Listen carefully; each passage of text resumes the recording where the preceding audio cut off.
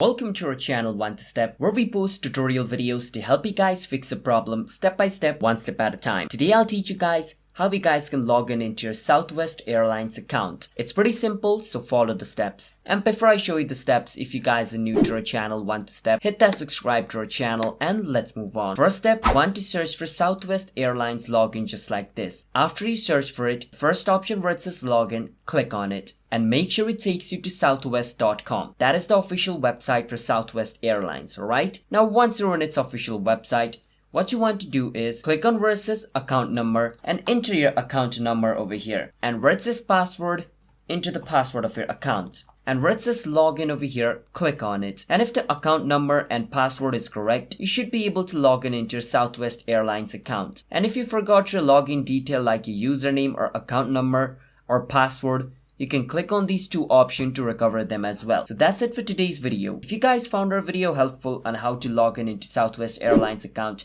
hit that subscribe to our channel One Step. I'll see you guys next time.